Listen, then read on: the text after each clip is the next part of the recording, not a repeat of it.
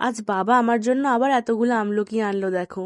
তো অন্য দিনের মতনই আজকেও সকাল থেকে উঠে তাড়াতাড়ি আগে নিজেকে ফ্রেশ করলাম।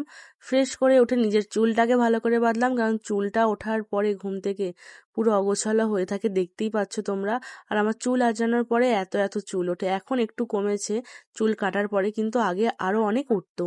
তো জানি না এই সমস্যাটা কবে মিটবে। তো তারপরে মা এখানে সকালে টিফিন দিয়ে দিয়েছিল, আজকে করেছিল মা ডালিয়া, সেটাই খাচ্ছিলাম। আর পিছনে দেখাচ্ছিলাম, দেখো ও কি করছে, আমার পিছনে এসে ঘুরঘুর করছে।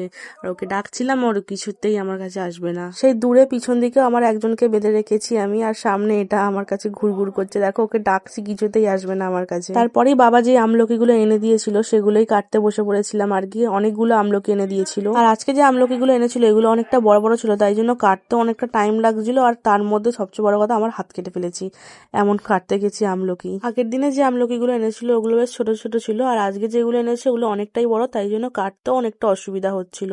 তাও কেটেছি অনেকগুলো, আর কিছুটা রেখেছি 4-5টা মতন মায়ের জন্য, যেগুলো মা করবে। আর আমলকি কাটতে গিয়ে এদিকে আমি হাতও কেটে ফেললাম। এই আমলকিগুলো কাটতে কাটতে 9টার সময় বসেছি, প্রায় বেলা 11:30 পর্যন্ত হয়ে গেছে, কারণ বললাম আমার বড্ড আজকে কাটতে অসুবিধা হচ্ছিল। তারপরে মা এখানে জ্বালন কাটছিল, তো মায়ের হাতে ব্যথা করছিল বলে মাকেও আমি একটু হেল্প করে দিচ্ছিলাম এখানে। এই জ্বালন কাটার পর কিন্তু ভালোই হাতে ব্যথা করে, তাই জন্যই মাকে আমি বলছিলাম যে তুমি এতগুলো পারবে না, দাও আমি করে দিই কিছুটা। এই কাজগুলো দেখতে সহজ মনে হলেও কিন্তু খুবই কঠিন।